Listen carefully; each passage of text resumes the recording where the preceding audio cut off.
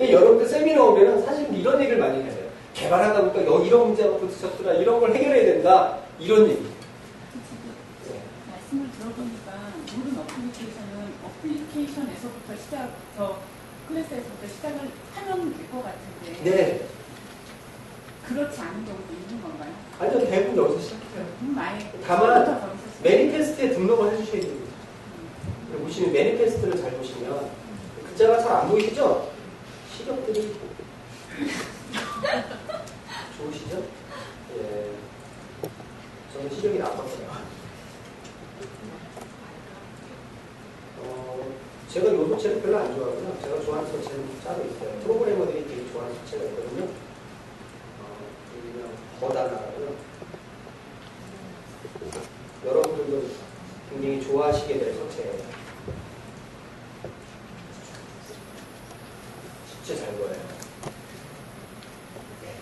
여기 보시면 제가 애플리케이션이라고 지금 XML에 등록이 되어 있는 걸 볼 수 있을 거예요. 이게 애플리케이션에 대한 설정을 가지고 있는 내용인데 이 안에 내용을 살펴보면 제가 android.name에다가 .main 애플리케이션이라고 했어요. 여러분이 왜 많은 분들이 이거 매니페스트 보면서 왜 점 찍어요? 라고 자꾸 물어보는 분들이 있어요. 저한테. 나 진짜 그래서 답을 해드려야 되잖아요. 보세요. 홈.상성.스포츠.위젯.메인 애플리케이션에 들어있는 거예요. 연결해서 보시면 이제 접수가 가능하시죠? 예. 얘가 연결을 해요. 패키지를 찾는다고요. 패키지를 찾아서 그 패키지 경로를 기준으로 해서 얘가 찾는 거예요. 이거 괜히 주는 게 아니에요. 그러니까 패키지가 괜히 있는 게 아니에요. 모든 액티비티와 모든 애플리케이션을 어디서 찾겠다는 거예요? 시작은 베이스 디렉토리가 저 패키지예요. 그래서 지정하시는 거고요. 이 패키지로부터 애플리케이션을 찾고 구동을 시작하고 그 다음에 액티비티를 찾는데 아무거나 시작하는 게 아니고요. 여기서도 구동을 기본적으로 내가 해야 되겠다라고 해서 인텐트 필터라고 하는 걸 지정한 것이 있어요. 인텐트 필터 중에서 메인과 런처라고 되어 있는 것부터 찾아요. 얘는 재밌는 게 라우팅 알고리즘이라는 게 있어요. 이게 뭐냐면 후보 찾기. 인텐트 로직이라고 하는 게 좀 안드로이드만 있는 특별한 시스템이에요. 이게 애플하고 좀 달라요. 그래서 안드로이드는 인텐트를 어떻게 스타팅을 하냐면 이 후보군을 갖다 놓고서 필터링이라는 걸 해요. 필터링을 해서 내 후보에 맞는 것을 계속 필터 아웃을 시키는 거예요. 아웃을 시키다 보면 최종 후보가 남는 거예요. 그 남은 최종 후보를 콜을 해갖고 실행해 주는 방식이 바로 안드로이드의 인텐트 필터예요. 그러니까 하다 보면 이 액티비티가 되게 많잖아요. 되게 많다 보니까 누굴 실행이 될지 모르는 경우가 있단 말이에요. 그럴 때 얘가 어떤 알고리즘에 의해서 그 인텐트를 필터링을 하기 시작해요. 그때 필요한 게 액션이라고 하는 것과 카테고리라고 하는 것을 가지고 필터를 해요. 일단 카테고리를 먼저 쭉 필터를 걸려요.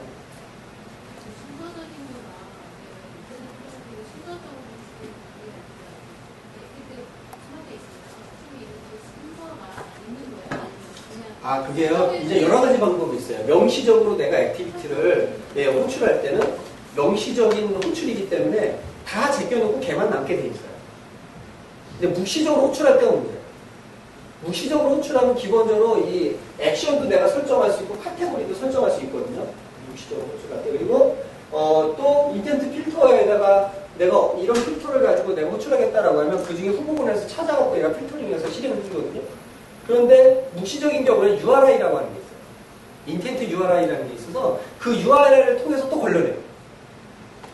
예, 그러니까 걸러내는 과정이 여러 가지가 있어요.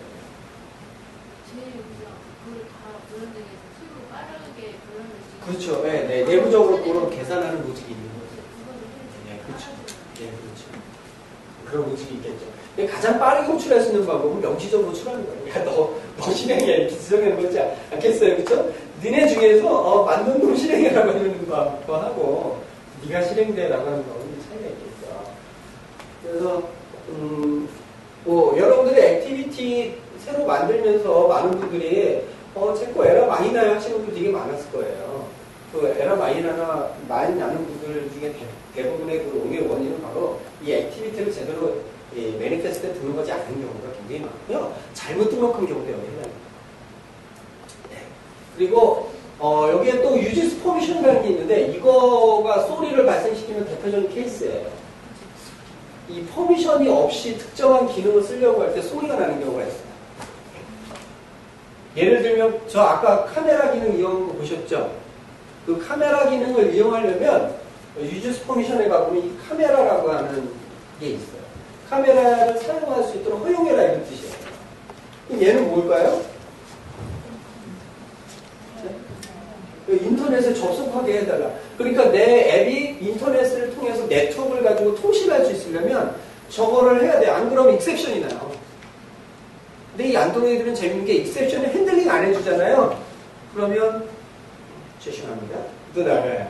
하여튼 죄송합니다. 너무 많이 보셔갖고 아마 그러실 거예요. 에뮬레이터 보시면서 야 이제 그만 좀 죄송하다 그래라. 지겹다 지겨워. 그러면서 볼 거예요. 그 다음에 또 뭐가 있냐면 저희가 한 거는 Write External Storage라는 게 있어요. 이건 뭐냐면 제가 아까 제가 이미지 라이팅한 이미지 한 거 보셨죠? 이거를 로컬 SD 카드에 제가 저장을 해요. 임시로 저장해놨다가 그거를 멀티파트로 스트림으로 읽어서 서버로 쏘게끔 만들어놨거든요. 그러려다 보니까 파일 입출력 기능을 쓸 수밖에 없는 거예요.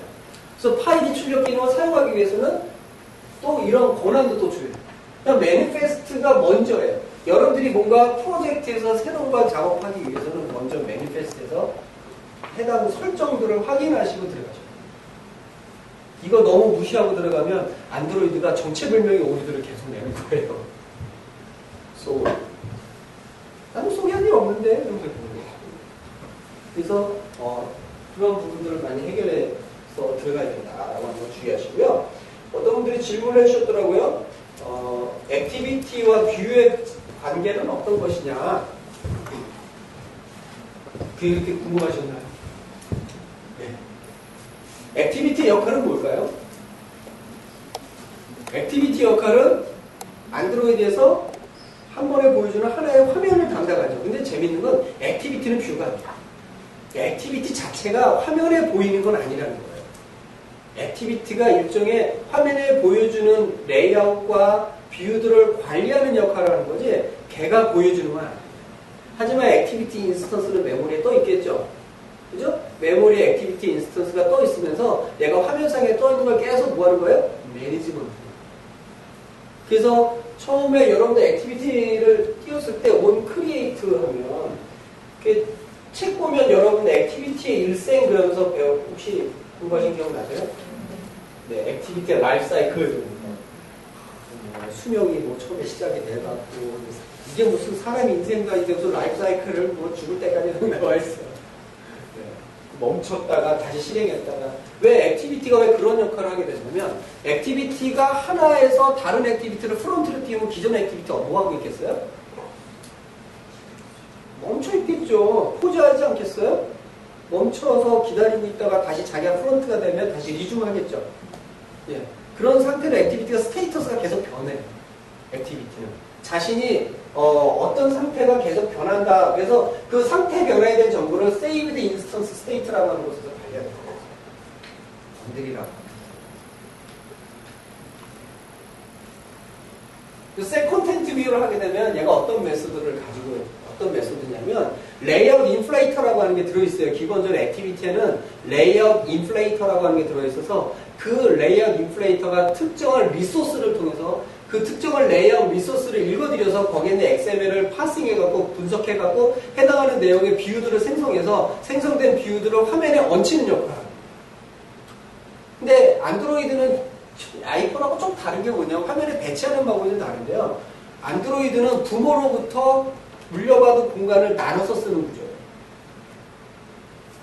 이 안드로이드의 배치 방식이에요.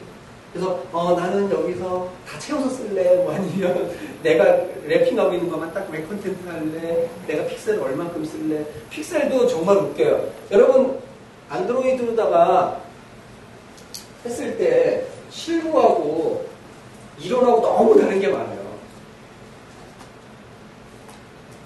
여러분 재밌는 게 있잖아요. 지금 여러분들이 보고 계신 이 갤럭시 폰. 이 갤럭시 폰을 위해서 UI를 만들잖아요. 이 갤럭시 폰이 해상도가 어떻게 되는지 아세요? 800 x 480이에요. 요즘 나오는 그 안드로이드 프로가 800 x 480이거든요. 거의 표준이에요. 근데 이 800 x 480은 이 LCD DPI라고 하는 게 있어요. 그 디바이스와 관련되어 있는 LCD 해상도가 있는데 240 그 LCD DPI가 있어요. 근데 일반적인 그 안드로이드 원래 표준이 얼마냐면 160이에요. 그럼 얘가 어떻게 생각을 하냐면 내가 20픽셀짜리를 화면에 그리잖아요. 그럼 정말 20픽셀을 그리냐? 아니에요. 더 크게 그려져요. 240 다트기 때문에. 도트 사이즈가 커진다고요. 그래서 어떻게 계산해야 되냐면 제가 삼성 이 갤럭시용 앱을 개발하면서 완전히 미쳐버릴 뻔했어요. 왜냐하면 화면이 이따만하게 나오는 거예요. 왜냐하면 삼성에서 준 가이드라인에 픽셀이 있잖아요. PC용 컴퓨터용 픽셀을 계산해서 준 거예요. 그걸 안드로이드에서 맞췄더니 하나도 안 맞아. 이따만하게 나와. 열마도 갖고 제가 어떻게 했는지 아세요? 계산했어요. 곱하기 0.7 240분의 160 240분의 160을 한 것을 가지고 그 사람들이 준 픽셀 정보를 가지고 입력해서 화면에다 그 사이즈를 스페시파잉 해줬더니 지정해줬더니 딱딱 맞는 거예요. 0.7도 아니에요. 정확하게 0.667이에요. 그래서 무한으로 가더라고요. 나누기 해봤더니. 그래서 정확하게 제가 해보니까 계산이 거기서 준 픽셀 곱하기 3분의 2. 네, 3분의 2였던 거예요. 240분의 160이니까. 거기서 준 픽셀 곱하기 3분의 2를 하니까 정확한 사이즈로 나오더라고요, 화면이. 그러니까 그런 게 실제로 노하우예요. 실무에서 삽질을 해봤던 노하우. 일명 삽질이라고 한 거죠. 그런 거죠. 예. 화면 해상도 이거 굉장히 중요하거든요. 특히 이제 앱 같은 경우에는 유저 인터페이스를 많이 구축하는데 이 유저 인터페이스가 해상도가 안 맞아버리면 골치 아프거든요. 근데 재밌는 게 아이폰은 이게 절대 해상도로 가기 때문에 상관이 없어요. 내가 픽셀을 좀 딱딱 맞아요. 근데 안드로이드 폰은 안 그래요. 480, 320이 표준이에요. 원래 안드로이드는 160짜리라서. 근데 160 LDP 쪽에다 잡아놔갖고서 이게 해상도 잡아놨는데 이걸 240으로 다 늘린 거랑 마찬가지거든요. 800에서 480으로 해버리면 그럼 그걸 기준으로 돌리게 되면 막 다트가 이따만하게 나오는 거예요. PC용 픽셀을 주게 되면. 그 픽셀 밸류를 주는 방식이 다르다는 거예요.